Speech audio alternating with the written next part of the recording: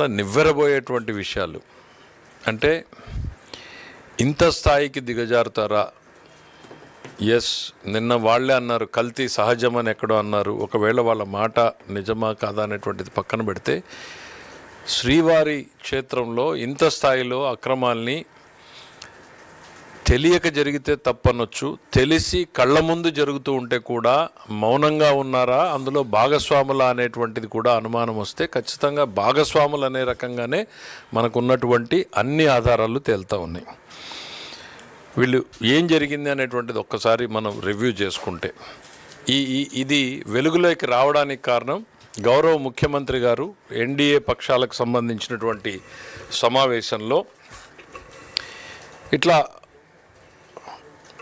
అవశేషాలు, జంతు కొవ్వు అవశేషాలు ఉన్నాయి అనేటువంటి ఒక మాటని ప్రస్తావించినప్పుడు దాని మీద సుదీర్ఘంగా చర్చ జరగడం, రాష్ట్ర ప్రభుత్వం రియాక్ట్ అయ్యి సిట్ వేయడం, ఆ తర్వాత సుప్రీంకోర్టు దాంట్లోకి ఇంటర్వ్యూన్ అయిన తర్వాత సిబిఐ నేతృత్వంలో సిట్ వేసింది. సిట్ ఛార్జ్షీట్ ఫస్ట్ వేసింది, మళ్ళీ సప్లిమెంటరీ ఛార్జ్షీట్ కూడా వేసింది.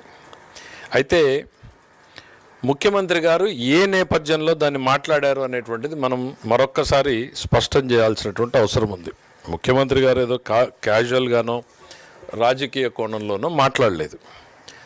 ఆ రోజు ప్రభుత్వానికి అందుబాటులో ఉన్నటువంటి సమాచారం, ఎన్డీడీబీ సిఏఎల్ఎఫ్ రిపోర్ట్, ఇందులో లాస్ట్ పేజ్కి వెళ్తాను ఎందుకంటే కన్క్లూజన్స్ అక్కడే ఉంటాయి కాబట్టి. మీకు ఇవన్నీ కూడా కొన్ని షేర్ చేయడం జరుగుతుంది. ఇందులో వాళ్ళొక టెస్ట్ ఏదో చేశారు గీకి, ఆ టెస్ట్ చేసినప్పుడు ఎస్ వాల్యూస్ ఏంటి అన్నప్పుడు ఆ ఎస్ వాల్యూస్ ఏవో తేడా ఉన్నాయి. ఇట్ ఈస్ ప్యూర్లీ టెక్నికల్, దాన్ని కాసేపు పక్కన పెడితే దీనివల్ల ఈ ఎస్ వాల్యూస్ తేడా ఉండడం మూలాన ఏంటి అంటే వాళ్ళు రాసింది S value equation for its suspected adulterants as per ISO ప్రకారం, కోడ్ ప్రకారము ఏవేవి ఇందులో సస్పెక్టెడ్ అడల్టరెంట్స్ ఉండేటువంటి అవకాశం ఉంది. ఇది మనం ముఖ్యమంత్రి గారు ఏదో చేసిన ఆరోపణ కాదు. ఎన్డీడీబీ ఆ రోజుకు అందుబాటులో ఉన్నటువంటి రిపోర్ట్లో ఏం చెప్పారంటే, soybean, sunflower, Alia, rape seed, cotton seed, fish oil number 1 column. Number 2 column coconut and palm kernel fat. Number 3 palm oil and beef టాలో. Number 4 lord. దయచేసి వెనక మాట్లాడే వాళ్ళు బయటికి వెళ్ళి మాట్లాడొచ్చమ్మా. నంబర్ 4 ఇందులో ఫిష్ ఆయిల్ ఉంది, బీఫ్ టాలో ఉంది, లార్డ్ ఉంది. ఇవి సస్పెక్టెడ్ అనేటువంటిది ల్యాబ్ ఇచ్చినటువంటి రిపోర్ట్. దీని ఆధారంగానే గౌరవ ముఖ్యమంత్రి గారు ఆ రోజు మాట్లాడారు. ఇన్ఫ్యాక్ట్ ఆ రోజు సమాజం నివ్వెరపోయింది. ఏంటి ఇది, ఎందుకనంటే ఆ రోజుకి ల్యాబ్ రిపోర్ట్ ఉంది అనేటువంటిది కూడా బయట పెట్టలేదు. తనకు సమాచారం వచ్చిందని గౌరవ ముఖ్యమంత్రి గారు మాట్లాడారు. పోనీ ఇదేమన్నా మొదటిసారా అని ఒక్కసారి చూస్తే, గౌరవ ముఖ్యమంత్రి గారు ప్రమాణ స్వీకారం చేసిన వెంటనే వేసిన ఫస్ట్ 2 పోస్టింగ్స్లో ఒక పోస్టింగు తిరుమల తిరుపతి దేవస్థానం ఎగ్జిక్యూటివ్ ఆఫీసర్గా శ్యామలరావు గారిని నియమించడం, ప్రక్షాళనని మొదలుపెట్టు అని చెప్పడం. ఆ ప్రక్షాళన ప్రక్రియలో భాగంగా శాంపుల్స్ పోయినప్పుడు ఇందులోకి వెలుగులోకి వచ్చింది. వెలుగులోకి వచ్చిన అంశాన్ని దాచాలా, ముఖ్యమంత్రిగా ప్రజల ముందు పెట్టాలా, అదే ఆయన చేశారు.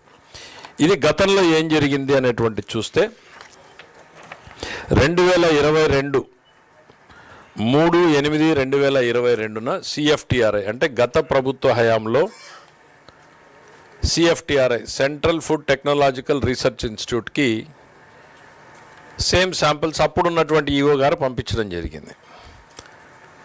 అందులో కూడా ఈ బెటాసిస్టోస్టెరాల్ అనేటువంటిది పాజిటివ్ వచ్చింది అని. అంటే దాదాపు ఇప్పుడు టెస్ట్ రిపోర్ట్లో ఏవైతే అందులో కన్క్లూజన్స్ ఏమి ఇచ్చారనేటువంటిది మనకు తెలీదు. బెటాసిస్టోస్టెరాల్ ఏదైతే ఉందో దాని మీద ఆ రోజు రిపోర్ట్ ఇచ్చింది. 2022లో రిపోర్ట్ ఇస్తే దాన్ని తొక్కిపెట్టి దాన్ని సరిదిద్దేటువంటి చర్యలు తీసుకోకపోగా దాన్ని కొనసాగిస్తూ మరింత విస్తృతపరిచే రకంగా ఆ రోజు ఉన్నటువంటి బోర్డు చైర్మన్ గారు కావచ్చు, కొంతమంది అధికారులు కావచ్చు, అందులో సభ్యులకు పాత్ర ఉంది అనేటువంటిది స్పష్టంగా తేల్చి చెప్పడం జరిగింది. ఎంత మేరకు మీరు ఎట్లా అంటారు బోర్డుని అనేటువంటిది ఒకటి మాట్లాడితే, ఇందులో ఒక కన్క్లూజన్ పేరాకి చదివి వినిపిస్తాను మీకు. కన్క్లూజన్ పేరాలో ఏం చెప్పారు అనంటే, కన్క్లూజన్ పేరాలకు వచ్చే ముందు ఎందుకు బోర్డుని మీరు అనుమానిస్తున్నారు అనంటే, గతంలో చంద్రబాబు నాయుడు గారి హయాంలో ఆ రోజు ఉన్నటువంటి పాలకపక్షం బోండా ఉమామహేశ్వరరావు గారు వీళ్ళందరూ కమిటీ సభ్యులుగా నెయ్యి పర్చేజ్ కమిటీలో ప్రొక్యూర్మెంట్ని మనం జాగ్రత్తగా చేయాలి అనేటువంటి ఉద్దేశంతో అప్పటికున్నటువంటి నిబంధనల్ని మరింత కఠినతరం చేశారు. ఏమన్నారు, నెయ్యి కావాలంటే పాలు కావాలి, సో కనీసం మన రిక్వైర్మెంట్ ప్రకారం నెయ్యి కావాలి అని అంటే 4 లక్షల లీటర్ల ప్రొక్యూర్మెంట్ చేసేటువంటి సంస్థ అయ్యి ఉండాలి. దానికి సైంటిఫిక్ క్యాలిక్యులేషన్ ఉంది, 4 లక్షలు ఎందుకు వచ్చారనేది అది చాలా డీటెయిల్డ్గా రిపోర్ట్లో ఉంది.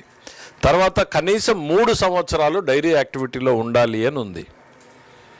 250 కోట్ల రూపాయల వల్ల టర్నోవర్ ఉండాలి అనేది పెట్టారు. ఈ 3 నిబంధనల్ని పెడితే తర్వాత వచ్చినటువంటి ప్రభుత్వంలో దాన్ని ఆమోదించింది ధర్మారెడ్డి గారే ఆమోదించారు.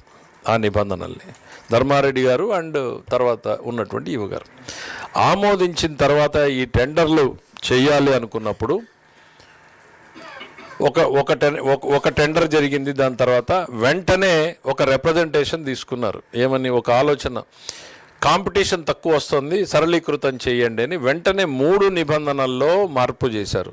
250 కోట్ల నుంచి 150 కోట్లకి తగ్గించారు.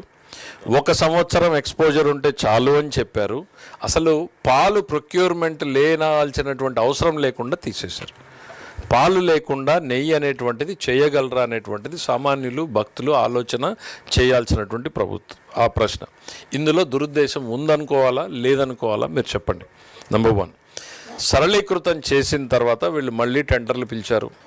ఆ ప్రక్రియలో భాగంగానే ఎప్పుడైతే సరళీకృతం చేయడం జరిగిందో అప్పటిదాకా అక్కడికి దరిదాపుల్లోకి రానటువంటి సంస్థలు అన్నీ కూడా వచ్చినాయి. ఏదో బోలే బాబా, ఇంకా చాలా డీటెయిల్డ్గా వెళ్తే ఆ బోలే బాబా సంస్థకి ధర్మారెడ్డి గారి పిఏ వెళ్ళి మీరు టెండర్లో పాల్గొనాలని అంటే మాకు లీటర్కి 25 రూపాయలు ఇవ్వాలి అని చెప్పడం, డిమాండ్ చేయడం, అతను ఇవ్వను అనటంతో సుబ్బారెడ్డి గారి పిఏ చిన్న అప్పన్న డిమాండ్ చేయడం, వాళ్ళకి ఏదో కుదరకపోతే ఇక్కడికి వచ్చి సంస్థలో ఇవన్నీ కూడా స్టేట్మెంట్స్లో వచ్చి అతను వాళ్ళని బ్లాక్ లిస్ట్లో పెట్టించడం జరిగింది. సో అప్పుడు బోలే బాబా ఇంకొక సంస్థ రూపంలో టైఅప్ పెట్టుకుని ఆంధ్రప్రదేశ్లో ఉన్నటువంటి వైష్ణవి డైరీస్ అనేటువంటి వాళ్ళని పెట్టుకుని ఈ టెండర్లో పార్టిసిపేట్ చేశారు. అందులో శాంపుళ్ళు బయటకు తీసినప్పుడే ఇవన్నీ అక్రమాలు వెలుగులోకి వస్తున్నాయి. ఇప్పుడు ఈ శాంపిళ్ళ సప్లైసు అందులో నుంచే ఇవన్నీ కూడా ఎన్డీడీబీ కాఫ్ రిపోర్ట్ రావడము, తర్వాత గౌరవ ముఖ్యమంత్రి గారు మాట్లాడడము, సిట్టు వేయడము, సుప్రీంకోర్టు ఇన్వాల్వ్ కావడము, దాని మీద విచారణ చేయడము, ఇవన్నింటిలో ఏం జరిగింది అనేటువంటి చూస్తే ఆ బోలే బాబా సంస్థని విచారణ చేసినప్పుడు సరే అది మీకు ఇన్ కోర్స్ ఆఫ్ ఛార్జ్ షీట్లో మనకి ఇంకా వివరాలు తెలుస్తాయి. ఇప్పటిదాకా మనకు వీళ్ళు చెప్పడం ఏంటంటే ఈ డైల్యూషన్ ఏదైతే చేశారో ఈ డైల్యూషన్ చేయడం కూడా 5 నెలల్లోనే చేశారు. 5 నెలల క్రితం మనం దీన్ని కఠినంగా ఉండాలి, మంచి క్వాలిటీ రావాలి అని ఇచ్చినటువంటి సంతకం పెట్టిన అధికారే 5 నెలల్లోనే వంటిన్నింటినీ డైల్యూట్ చేశారు. ఒకటి. రెండవది, సిఎఫ్టిఆర్ఐ రిపోర్టు అప్పటికే వచ్చినా కూడా దాని మీద చర్యలు తీసుకోలేదు. ప్రభుత్వానికి వచ్చినటువంటి సమాచారం ఇది చైర్మన్ గారి దృష్టిలోనూ ఈఓ గారి అప్పుడున్నటువంటి ఈఓ గారి దృష్టిలోనూ పెట్టడం జరిగింది. పెట్టినా కూడా చర్యలు లేవు. అందులో నేరస్తులు అంటారా కాదంటారా వాళ్ళని? ఖచ్చితంగా ఈ రోజున ప్రభుత్వం మనకి సిట్ వాళ్ళు ఒక ఫైనల్ కన్క్లూజన్ రిమార్క్స్ మనకి ఇచ్చారు. ఏమని? తప్పు చేసినటువంటి అధికారుల మీద చర్య తీసుకోమంటూ దాంట్లో ఏం చెప్పారు అనంటే, the committee recommended relaxation of tender conditions without conducting any comprehensive analysis, technical evaluation, field level assessment and recommendations were approved by the then senior officers, namely O. Balaji, FA and CAO, and Shri A.V. Dharmareddy, Additional Executive Officer, and Shri Anil Kumar Singhal, IAS Executive Officer, without application of mind, resulting in dilution of quality safeguards and compromise in the quality of the ghee procurement. For the reasons stated above, it is recommended to take suitable action as deemed fit against the above erring committee members and senior TTD officers for deliberate omissions and failures. Deliberate అంటే ఉద్దేశపూర్వకంగా. దాని ఉద్దేశం ఏంటండి? వాళ్ళకి తప్పు జరిగింది అనేది CFTRI అంతకుముందు రిపోర్టు కళ్ళ ముందు ఉంది. నిబంధనలు కఠినంగా ఉండాలి అన్నటువంటి నిర్ణయం తీసుకున్న దాంట్లో అదే అధికారులు సంతకం పెట్టారు. 5 నెలల్లోనే తిరిగి డైల్యూషన్ చేశారు. డైల్యూషన్ తర్వాత సరే ఈ ఆరోపణలని తర్వాత అది డిఫరెంట్. ఏంటి అందులో నెయ్యి ఉందా లేక పామాయిలే ఉందా? It's a very detailed discussion. నివ్వెరపోయేటువంటి విషయాలు కొన్ని అంటే పూర్తిగా మనం ఛార్జ్షీట్ చదివితే డీటెయిల్స్ వస్తాయి. ఇప్పటిదాకా ప్రభుత్వానికి అందినటువంటి సమాచారం చూస్తే వాళ్ళు పామాయిలే 58 లక్షల లీటర్ల దాకా కొనడం. కెమికల్స్ ఏంటా కెమికల్స్? ఈ ల్యాబ్ రిపోర్ట్ని ఆల్టర్ చేయాలి అని అంటే ఆ ఏ వాల్యూస్ని యాడ్ చేయడానికి ఏ కెమికల్ వేస్తే అందులో ఆ వాల్యూస్ పెరుగుతాయని కెమికల్స్ కలపడం, కలరింగ్ ఏజెంట్స్, ఫ్లేవరింగ్ ఏజెంట్స్, ఇవన్నీ ఒకవైపు టెండర్ని డైల్యూట్ చేశారు, రెండో వైపు వాడితో నెగోషియేట్ చేశారు. నెగోషియేషన్ కుదరకపోతే ఇంకొక కంపెనీ రూపంలోకి వచ్చారు. Then submission of fake documents. మొత్తం ఫేక్ డాక్యుమెంట్సే. 3 ఏళ్ళని 1 సంవత్సరం చేస్తే ఆ 1 సంవత్సరం కూడా ఆ సంస్థ డైరీ యాక్టివిటీ చేయాలి. వైష్ణవి డైరీ అనేటువంటిది మొత్తం ఫేక్ డాక్యుమెంట్స్ పెట్టారు. ఫేక్ డాక్యుమెంట్స్ పెట్టి టెండర్లోకి వచ్చారు. అంటే తమ కళ్ళ ముందు జరుగుతున్నటువంటి దాన్ని అడ్డుకోకపోవడాన్ని, తెలియకపోతే తప్పు, తెలిస్తే నేరంలో భాగస్వామ్యమే.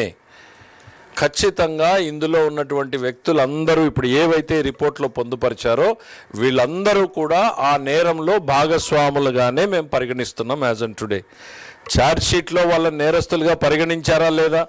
పరిగణించకపోతే ఏం చేయాలి భవిష్యత్తులో? ప్రభుత్వమా లేకపోతే తిరుమల తిరుపతి దేవస్థానమా భక్తుల ఇదిగో ఇన్వెస్టిగేషన్లో మీరు మిస్ అయ్యారా, ఇదిగో ఒకవైపు మీరు తప్పు చేశారు, ఇదిగో ఈ నేరం జరిగింది అంటూనే అందులో నేరస్తులుగా చేర్చలేదా, చేర్చారా? ఇవన్నింటినీ కూడా తీసుకెళ్ళాలి అనేటువంటిది కూడా చర్చ జరిగింది. అయితే we're waiting for the supplementary charge sheet because అధికారికంగా కోర్టు దాన్ని కాగ్నిజెన్స్లో, ఎందుకంటే కోర్టు కూడా చాలాసార్లు ఇది డిఫెక్టివ్గా ఉందంటే వెనక్కు పంపించే అవకాశం ఉంది. ఇదిగో రావాల్సిన వ్యక్తుల పేర్లు రాలేదు అంటే పంపించే అవకాశం ఉంది. So we want to wait till the court takes the document into the cognizance. వీళ్ళందరూ నేరస్తులుగానే భావించాలి. శ్రీవారికి అపచారం చేసినటువంటి సంఘటనలో ఈ నేతలందరూ కూడా సుబ్బారెడ్డి గారి దగ్గర నుంచి, ధర్మారెడ్డి గారి దగ్గర నుంచి, సింఘాల్ గారి దగ్గర నుంచి కింది స్థాయి కమిటీలో ఉన్నటువంటి వీళ్ళందరి మీద చర్యలు తీసుకోమని ఏదైతే రిపోర్ట్ నివేదిక ఇచ్చిందో వీళ్ళని నేరస్తులుగానే పరిగణించమని ఈరోజు భావించడం జరిగింది. రెండవది అడ్మినిస్ట్రేటివ్గా ఇంకా ఏమన్నా ల్యాప్సెస్ ఉన్నాయా అనేటువంటిది తేల్చడం కోసం ప్రభుత్వం ఒక కమిటీని వేయడం జరుగుతుంది. Very short tenure committee. ఎంత టైం ఫ్రేమ్ అనేది ఇంకా చెప్పలేదు, గౌరవ ముఖ్యమంత్రి గారు డిసైడ్ చేసి చెప్తారు. రోజుల 2 వారాల ఎట్లా అనేటువంటిది షార్ట్ టెన్యూర్లో. ఎందుకనంటే ప్రతి ఒక్కరికి వినే అవకాశం ఇవ్వాలి. వాళ్ళ మీద ఏదైనా ఇవాళ వాళ్ళు క్లియర్ కట్గా ఇవాళ ఇక్కడ చర్యలు తీసుకోండి అని చెప్పినా కూడా we want to be vengeance attitude అనేటువంటిది కాదు. వాళ్ళకి ఏదన్నా చెప్పుకునేటువంటి అవకాశం ఉంటే కూడా చెప్పే అవకాశాన్ని ఇవ్వాలి అనేటువంటి దాంతో ఈ కమిటీ వేసి తదుపరి చర్యలు తీసుకోవడం జరుగుతుంది. ఒకటి, వీళ్ళ మీద ఈ వ్యవస్థ మీద చర్యలు తీసుకోవడం, సరిదిద్దడం. అతి ప్రధానమైనటువంటిది నేరస్తులుగా భావించాలి. అందులో ఆ ఛార్జ్షీట్లో ఉన్నారా లేదా చూసి ఉంటే వెరీ గుడ్, లేకపోతే ఇదిగో మీరే నేరస్తులుగా ఇక్కడ తెలిసి జరిగింది అని చెప్తున్నారు, తెలియక జరగడం లేదని చెప్పారు. 5 నెలల్లో మళ్ళీ తిరిగి అదే అధికారులు సంతకం పెట్టారని వాళ్ళు చెప్పింది, మేము ఎక్కడ పదం యాడ్ చేసింది కాదు. తెలిసి జరిగిందన్నప్పుడు వాళ్ళు నేరంలో భాగస్వాములు అవుతారు కదా, ఈ కోణం ఎందుకు చూడలేదు అని ఎవరు అడగాలి, మనమా ఏంటి అనేటువంటి దాని మీద కూడా ఏజీ గారిని పిలిచి కూడా అడ్వైజ్ అడగడం జరిగింది. So it will take some more time, but ఇమీడియట్గా అయితే మాత్రం కమిటీని ఏర్పాటు చేసి ప్రభుత్వం చర్యలు తీసుకుంటుంది. తిరుమల తిరుపతి దేవస్థానం పవిత్రతని కాపాడడానికి, శ్రీవారి ప్రాభవాన్ని వైభవాన్ని ఏమాత్రం తగ్గకుండా మరింత కట్టుదిట్టమైన చర్యలు తీసుకోవాలి అనేటువంటిది భావిస్తున్నాం. శ్రీవారిని రాజకీయాల్లోకి ఎక్కడా కూడా ఉపయోగించుకోవడానికి వీలు లేకుండా ఉండాలి. ఇప్పుడే కాదు, భవిష్యత్తులో కూడా ఎవ్వరూ కూడా రాజకీయ కోణంలో తిరుమలని కానీ శ్రీవారిని కానీ రాజకీయ కోణంలో చూడకూడదు అనేటువంటిదే ప్రభుత్వాధినేతగా గౌరవ ముఖ్యమంత్రి గారి ఆలోచన, ఉప ముఖ్యమంత్రి గారి ఆలోచన, ఎంటైర్ పార్టిసిపేట్ చేసిన క్యాబినెట్ మొత్తం అదే అభిప్రాయపడింది.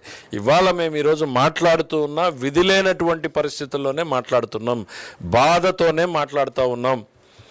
ఇదేదో రాజకీయంలో ఒక ఎత్తుగానో లేకపోతే వాళ్ళు చేసినటువంటి చర్యల పట్ల లబ్ధి పొందాలనేటువంటి ఆలోచన ఏమాత్రం కూడా ఈ ప్రభుత్వంలో ఉన్న మాకెవరికీ కూడా లేదు. దాదాపు చాలామంది ఉన్నటువంటి వాళ్ళు శ్రీవారి భక్తులే. ఒక భక్తుడిగా ఆ మనోభావాలు ఎట్లుంటాయనేటువంటిది ప్రతి ఒక్కరూ ఫీల్ అయిన దాంతో మాట్లాడుతూ ఉన్నాం. ఖచ్చితంగా ప్రభుత్వం ఈ దిశగానే ప్రయత్నం చేస్తున్నాం. రాజకీయాలకు అతీతంగా దోషులు అనేటువంటి వాళ్ళు నిలబడాలి, ఇటు ప్రజల్లోనూ అటు చట్టం ముందు. భవిష్యత్తులో మరింత కట్టుదిట్టమైన చర్యలు తీసుకునేలా, తప్పు చేయడానికి భయపడేలా ఉండాలనేటువంటిది, మరీ ముఖ్యంగా శ్రీవారి విషయంలో ఉండాలనేటువంటిది అందరి ఆలోచన. Thank you.